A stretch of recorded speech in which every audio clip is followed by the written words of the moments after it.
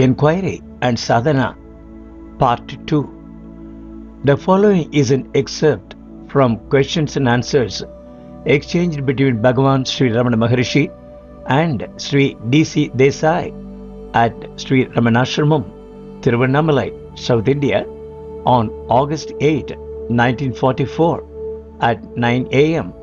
and published in the October 1969 issue of the Mountain Path.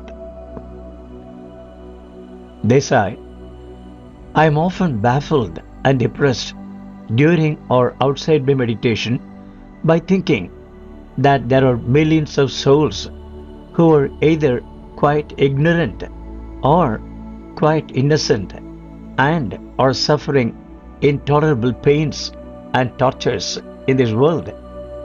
Example: A. Starvation of the poor by famine, poverty, or unemployment. B.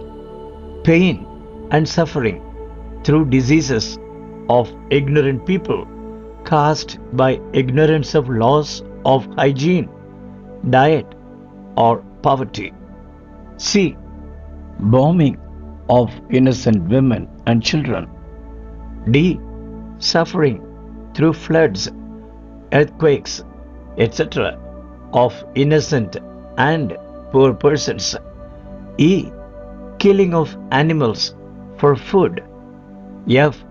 Insects and lower animals being eaten up by higher animals in nature, and so on. I try to convince myself that all this must be due to their bad karma in past lives, but doubts still arise as to how and by whom the free will was so directed as to force them to commit such actions. If it is due to desire, why or how did they come to get it, or such tendencies originally? If it is due to avidya, dehadyas, body idea, etc., how can they be held responsible for the same? Maharishi, first find out whether the ego exists. Who is depressed by these thoughts? Find out how you got the idea of the body. Solve this problem of your ego and then see if anything remains to be solved. Desai, is it helpful in the inquiry to sit in Siddhasana, keeping the spine erect, sitting on deer skin, Kushasana, etc. during the meditation, or are they not quite necessary? Will they expedite the progress? Maharishi, the real asana is being established in the self-reality or the source. Sit in your self. Where can this self go and sit? Everything sits in the self. Find out the source of I and sit there. Do not have the idea that the self cannot be realized without the help of asanas, etc. They are not at all necessary. The chief thing is to inquire and reach the source of the ego. These details, such as posture, etc., may distract the mind towards them or to the body. Desai, which books are most helpful in Swadhyaya, self-study, during spare time, for quick training of the mind for the inquiry? Maharishi, you may read whichever book you like. Self, Atma, is the real book. You can look into it whenever you like. Nobody can take it away. It is always at hand to be read. Hold on to yourself in your spare time also, and then you can read any book. Desai, if doubts, fears, and worries harass me during meditation, how can they be most effectively removed? Maharishi, ask yourself, to whom do these doubts, fears, and worries occur? And they will vanish. Cease to pay attention to them. Pay attention to the self within. Fears, etc., can only arise when there are two, or when anybody else exists apart from, or separate from, or outside of you. If you turn the mind inward towards the self, fears, etc., will disappear. If you try to remove a doubt or fear, another doubt or fear will arise.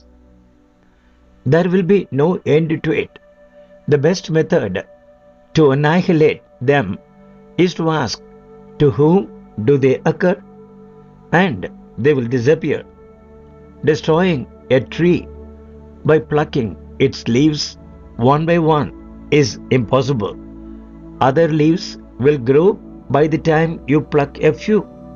Remove the root of the tree, the ego, and the whole tree with its leaves and branches will be destroyed. Prevention is better than cure. Desai, should I look for the source within the body? Maharishi, the ego arises within the body. Hence, in the first instance, you may look within the body for its source. When you reach the source, there will be no inside or outside, because the source or the self is all-pervading. After realization, everything will be inside the self. Desai, is the source on the right side of the middle line of the chest? Maharishi, the heart is defined as the place from which the I thought arises. Heart means the center of consciousness. It cannot be identified with any part of the physical body. Desai, what can I do to increase the receptivity of the mind to your spiritual vibrations while sitting in the hall, and to increase the frequency and duration of the efforts at inquiry in the hall, or to ease such efforts? Maharishi, keep the mind quiet. That is enough. Sitting in this hall will help you. The purpose of efforts is to get rid of all efforts. The force will be clearly felt when the stillness is achieved. Spiritual vibrations exist everywhere. They will manifest when the mind is stilled. Desai, will it be helpful if I gaze from time to time on your eyes or face during the effort at meditation, or should I keep the eyes closed? If closed, should I concentrate them on the Ajna chakra or deep down in the heart? When practicing the inquiry at one's own place, should the eyes be closed or fixed on some object of devotion? Maharishi, look at yourself or Atma rather than anywhere else. The eyes may be kept open or closed. It is immaterial. There is only one eye, whether you spell it I or I. There is no point in opening or closing the eyes. Attention must be focused on the inner eye. You are not an eye that can be opened or closed. You may open or close the eyes according to your liking or inclination. It is immaterial and not important. You will cease to think of the world when you think of the self. If you are in a room and close your eyes and do not look out, it is immaterial whether you close the windows or keep them open. The body is a room, the eyes or the windows. Looking at Ajna chakra, etc., is not necessary in this method. It may be helpful in keeping the mind from going out towards external objects.